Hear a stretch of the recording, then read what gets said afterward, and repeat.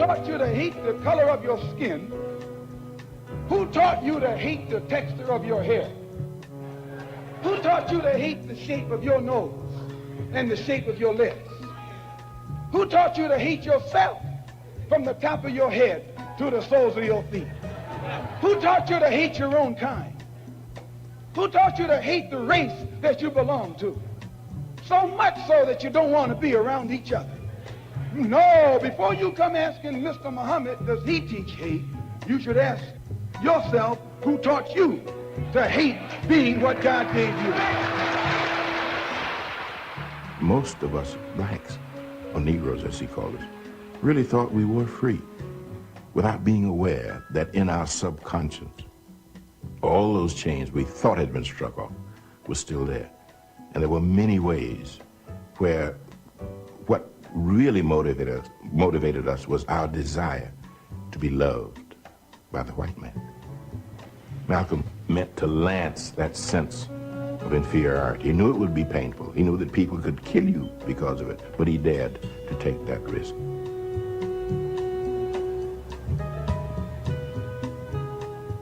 He was saying something over and above that of any other leader of that day, while the other leaders were begging for entry into the house of their oppressor. He was telling you to build your own house.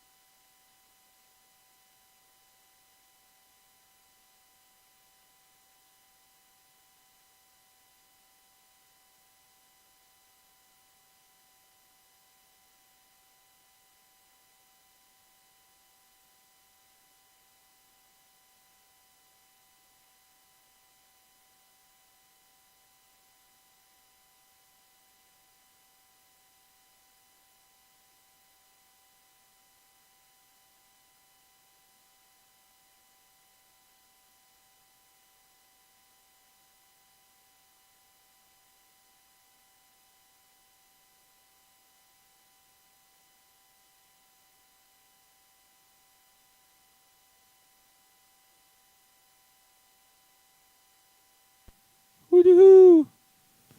Wouldn't that be incredible? Black people doing for self. This is a kind of a Saturday edition of the No PC show. Just been tied up with life for the last few Thursday nights. It's been kind of hectic. Like I said, we had a death in the family. We had a wedding. We had Father's Day. Just a lot going on, and I'm busy with the business. But I had a few minutes today. I said, well, let me get on and talk to the people, and I didn't want some of the news things to get too far out of hand, because as we know, we had all these little magical things happen. The first was, let's talk about your man Chauvin getting sentenced. I'll be the first to admit, I was like, this dude's only going to get about 15. So I was shocked when they hit with the 22. I still won't be shocked if he's out after 15.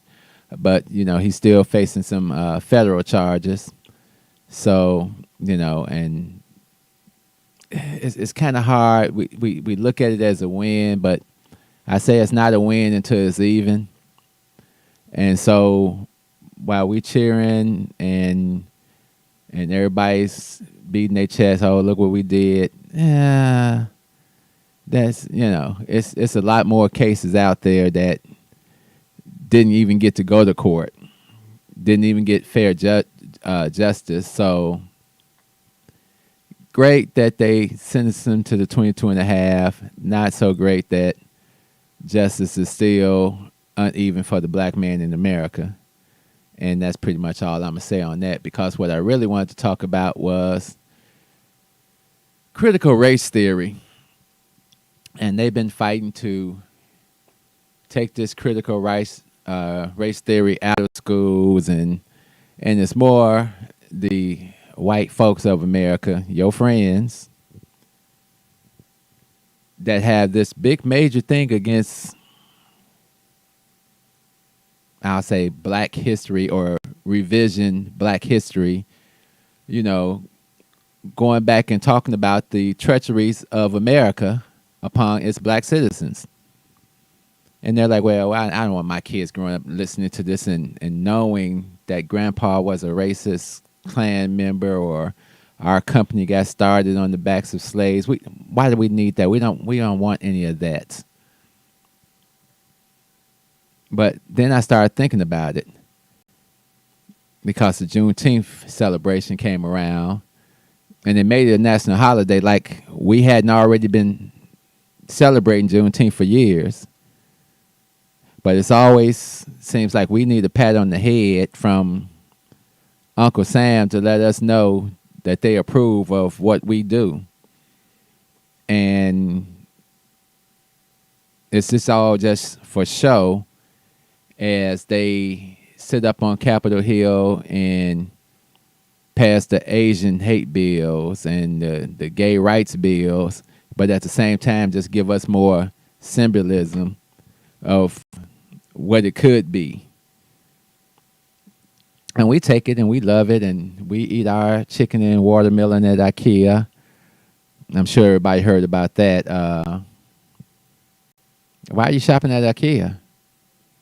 This is my question all the time. Certain places I don't spend my money, and that's just the way I fight on a daily basis. I don't go to the Arab stores and spend my money for what? What are they doing for me? Nothing. I don't go to Dunkin' Donuts. I don't like the way that they treated their black employees. I don't go there anymore. Love Dunkin' Donuts. The little jelly-filled ones, the lemon meringue, loved them. Haven't had them in years. I don't fuck with them, Dunkin' Donuts. I don't go into the Palmer House here in Chicago because they're a bunch of racists. I don't care how nice the place is. I just remember the night that I had a big racial incident there. And it gave me the opportunity to show other white folks how they people operate. So we get caught up in this symbolism. But like I said, I started thinking about it, and I started going back and looking at the H.R. 40 bill, and I was like, could all this be a potential for pushing the H.R. 40 bill, which has been sitting out there since God knows when? I think I was a teenager when it was introduced, but never moved on, never pushed it. Nobody votes on it. You've had people like Bernie Sanders come out and say, well, you know, reparations would never happen for black people. It's just too much. But they never say reparations won't happen for Jewish people because it's been happening since the Holocaust. And they'll celebrate. There was a lady on TV, I guess she was a Holocaust survivor. And yeah, it was a terrible thing that happened to them over there. Didn't happen here. The terrible thing that happened to us here is what happened to us here.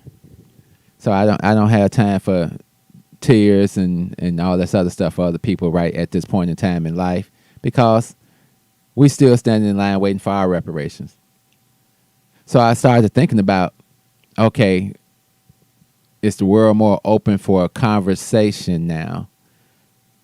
So is the Juneteenth a door opening?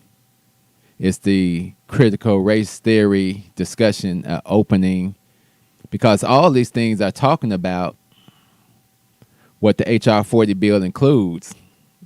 And the H.R. 40 bill is basically a bill to establish a commission to study and develop reparations proposals for African Americans, basically stating we want to go back and see, did slavery actually have an adverse effect on you niggas that are now here? Not the old niggas, the new niggas, you all. And this bill would cost about $100,000 to commission. But over the past 30 years, somehow they have not been able to come up with this $100,000 to make this study. You know why? Because they not studying it. What are you people talking about? You're not slaves anymore. You're Americans. Slaves were not Americans. Did everybody know that? if you were a slave, you were not an American. Did you know that?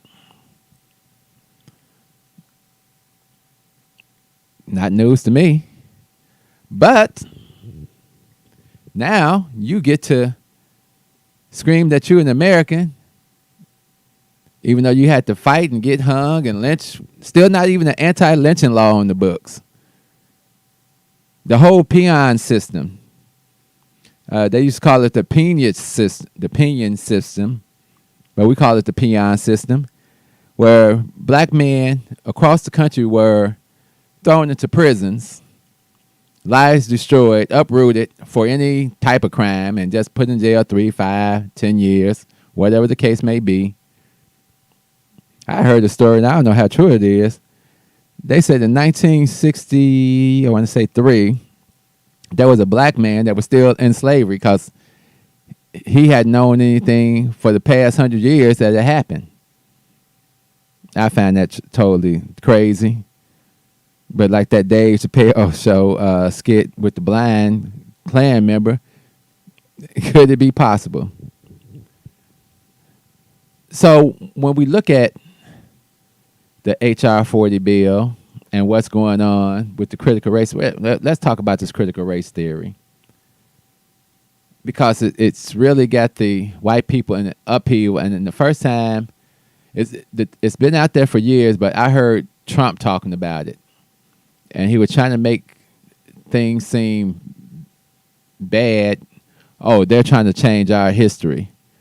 No, we're trying to talk about our history, but you don't want to talk about the history of America. You talk about Asian hate and gay this and all these other things. But when it comes to America standing up and talking about the bull crap that they pull, that they continue to pull, when we talk about corporate America and the nonsense that you have to go through there with your degree that they convinced you that you had to have to come and sit at the table with the white folks, and then they convinced you that your degree is about as good as wet toilet paper as long as they in charge. But we love that anyway. We say, oh, well, I went to school. Yeah, I went to school. And you get these degrees and you go and you say, I'm here to work, boss. I want to be treated fairly. That's all I want. Just let me come in and be treated fair. And then you realize fair is a place that they judge pigs at. Because there is no fairness for us in this America. But, you know, we continue to fight to stay here and call it our country. I'm not going to call it our country. I'm going to call it their country until something happens that says it's our country. I'm not going to say I'm an American until I'm treated like an American. So we got the 4th of July coming up. Everybody knows I do not fuck around. I don't celebrate the 4th of July. Why should I? What our ancestors doing in this country in 1776? Picking cotton, getting our asses whooped, getting raped, getting abused. That's what was happening for us. So the hoopla over America's birthday, you can miss me with that too. So the critical race theory, I'm going to read this from the Wikipedia. They had a definition I kind of say. It was an academic movement of civil rights scholars and activists in the United States who sought to critically examine U.S. law as it intersects with issues of race in the United States, and to challenge the mainstream American liberal approach to racial justice. We saying y'all not treating us right. We saying y'all lynching us. We saying we can't live where we want to live, only where you force us to live. And we have been saying this for a good, probably a good 100 years after slavery. Count the 250 of slavery, that the official 250 of slavery. There was about 40 years before where there really wasn't slavery. It was kind of another thing, and there were some free black men. But then what happened was they made them niggas slaves too. So they got to become the original slaves.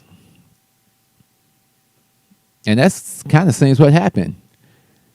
maybe you're not a slave. Maybe you don't think that slavery exists in your life, and you get you a corporate job and you move up the corporate ladder because you capitulate to the BS that goes on. You keep your mouth shut, you keep your head down, and you, yes, sir, yes, sir. What can I do for you, sir? We've all been there. You know, am I going to pretend that I wasn't in corporate America shucking and jiving sometimes just to move on up the ladder? That's the only way you're going to make it up the ladder as a black man. But I always had that contentious side, and they always knew there was a contentious side, and they said, this nigga here.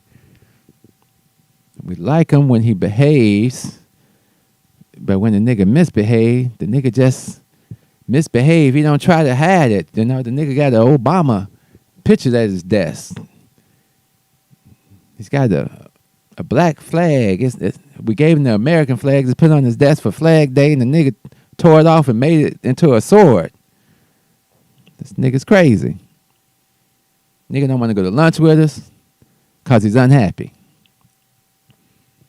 But slaves don't want to eat chitlins and stuff that the master gave them? No, master, I want to live just like you. Really? Well, you can't live like me, nigga Rick. We're bringing my boy Chad in here. Good old boy, ain't got no fucking sense, bare tie shoes, but he's a white man. And you know what we do for white people that come in here? We just move them on up the ladder. That's what we do. What you gonna do about it? You ain't gonna do nothing.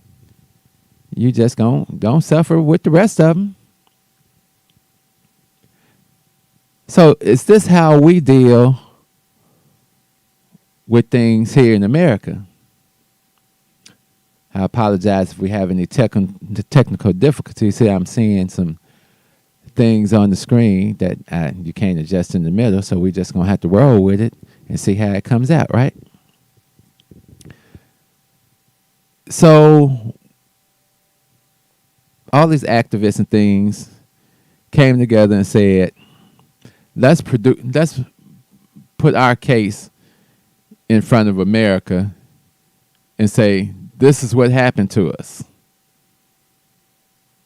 But it's kind of like talking to a crooked cop or something like that. I think the favorite phrase I ever heard in corporate America was, we don't care what happened to you. We're the bosses. That's the way it is. What you gonna do, nigga? It was the same with this proposal that we put in front of them to say, hey, man, y'all tripping. Y'all are not treating us fair here. Now, we didn't took all the abuse and shit that y'all done dished out. We done stood up and we done marched and we done watched you kill some of our leaders and we stood behind Martin Luther King, the chosen Negro that you all said if we support King that we could get some rights and things, and we got some rights and things. And then we realized those rights and things we got really weren't the rights and things and stuff we got. Malcolm said it best. The man said, you always seem dissatisfied. He said, I'm not dissatisfied. It's just the things that you offered and you gave us aren't the things that we needed or wanted. Dr. King even said, we were fighting for human rights. Now we're fighting for civil rights. And he said, have I led my people into a burning house? The immorality of this country, as Baldwin nicely put it, dealing with moral monsters, which is a contradiction in itself. Moral monsters. Morality and monsters have nothing to do with each other. But this is what we have found ourselves faced with on a daily basis here with these people. And we embrace it because we don't know no better. We don't want to think any better. We don't want to think any different. We don't want to think about Africa for our grandchildren. If we look back over the past 50 years here in America since 1965. Well, that's about 56 years. And the progress that we've made, but we're still fighting and arguing the same things that we've been arguing over for the past 100 years. Who's going to start that track back to Africa to make that connection, to start building things there that may not benefit me or you, but maybe they'll benefit your grandkids. Maybe your grandkids can grow up in a place that feels like home, that is home. Maybe they can adopt the languages and things like that. We all probably need to go out and start learning some type of language, some type of African language, which there's hundreds of different dialects in Africa, and we don't know one. And we're the only people that shame our homeland. Everybody else embraces their homeland, even if their homelands are screwed up. Our homeland is being raped now by the Chinese at an alarming rate. I think there's about 5 million Chinese in Africa now. Really? How many foreign blacks are in Africa? I guarantee you not nowhere near that amount. You know why? Because we have been taught that Africa is bad. We've also been taught that all the resources are being stolen out of Africa. People killed in Africa, everything. So all the bad is over here, but at the same time, the world has been raping trillions of dollars. Wouldn't that be amazing for black people to take over Africa as Gaddafi wanted, and then charge people for these resources and things that they need? It would have made Africa a superpower in the world. And America could not have that. That's why Gaddafi had to be stopped. He was not going to get to introduce his new coins, as we all run around here now talking about Bitcoins. He already had his whole currency coin thing and was going to buy Africa's debt out and establish it as a world power. They say, that's not going to happen, nigga. That's not about to happen, Mr. K. You out of here. You are killing your people. You're violating civil rights. You're doing all types of stuff, sir. Oh, yeah, we know we do that in America, but it's America. Home of the free and the brave and the slave. Let's not forget that. Home of the slave. We keep them in mental bondage or physical bondage. That's what we do. We the biggest jailer in the world. The biggest hypocrites in the world. But our slaves, they love us, though. They understand what we're doing here, and they stay in line. What you gonna do, niggas? So, with the critical race theory being on the table, with the Juneteenth being on the table, with the now they're trying to push the George Floyd policing act and other things. So we spend a lot of time, and I always say we spend a lot of time fighting these people for the rights that we should already have, that we should already be enjoying. And we spend time, and time is our most valuable resource. But if I can keep your monkey butt fighting me for centuries as I build up a nation around you and convince you that you have a part of this nation and that you never start building your own nation, then it's not my fault. It's y'all fault. It's your fault for believing the shit I tell you. It's your fault for trying to be a part of this. Because in our hearts, you never gonna really be an American. I don't care how many people smile in your face, and we can count on that just by Donald Trump becoming the president. All these good white people, oh no, I would never vote for him. He's terrible. And he became the president of the United States. An asshole like that. Incredible. And don't be shocked. The Republicans are out there now plotting and planning to steal the presidency again. They have said that the attack on the Capitol was just mere child's play. Ain't nobody mentioning anybody paying for the 5 people that died. Just gonna wave that under the rug. But they wage war against black people in the street. Nobody says nothing about that either. It's just incredible. I just laugh. I got my DJ equipment and stuff on with the lights blinking and everything in the background here. So I'm gonna get back to laying some tracks. But I had to come on now. I apologize again. Sometimes life can get hectic, and I don't want to get too hectic. Maybe we'll start doing some 5-minute segments 3 times a week or something like that to make sure that we stay on top of our programming. So we appreciate everybody. As always, if you want to drop us a line, right there, the show 1965@yahoo.com, or you can call us right here, 650-560-4388. 650-560-4388. That is our calling number. We wasn't taking any calls today, and we should be back on track next Thursday. And until then, we're going to say like we always say, love, peace, soul. And how we end it, because I got my ending up here somewhere. Sorry, I didn't have it queued up already.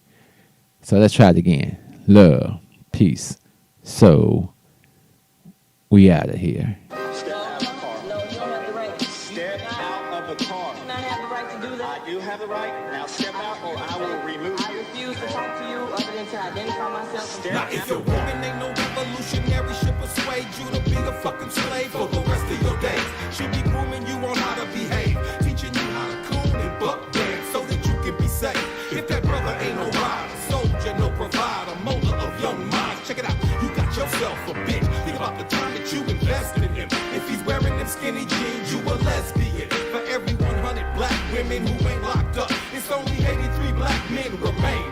Take away 1.5 million black men who might have benefited they women and their children. You don't know a war when it's waged against you, when it makes you drive your baby mama to the clinic just to kill your own.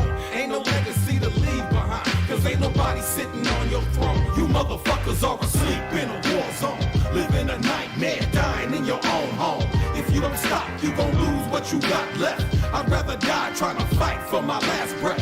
Freedom or death, you asleep in a war zone, living a nightmare, dying in your own home. If you don't fight, you gon' lose what you got left. I'd rather die trying to fight for my last breath. Freedom or death, nigga. Sandra Bland was a rider. She wouldn't have committed suicide, and you a motherfucking liar. It would not be wise to stop when you hear sirens and you see the police behind you, but you don't wanna die. They gon' shoot you if you run. They gon' say that you was going for the police gun. That's why they shot you like 120 times, but you was still coming, so they put another bullet in your lung. Them devils got you praying while they murder, because they know you on that bullshit. They steady with them full clips and body armor. They kill your women in the street, cause they figure you too weak to do anything about it. You some shit, getting fucked in your sleep. They poison you every time you brush your teeth. You don't care, you behave like a slave. A bitch from the cradle to the grave, on your knees with your hands out, begging cause you wanna be motherfuckers are asleep in a war zone, living a nightmare, dying in your own home.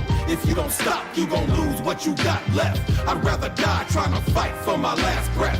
Freedom or death, you asleep in a war zone, living a nightmare, dying in your own home. If you don't fight, you gon' lose what you got left. I'd rather die trying to fight for my last breath. Freedom or death, nigga.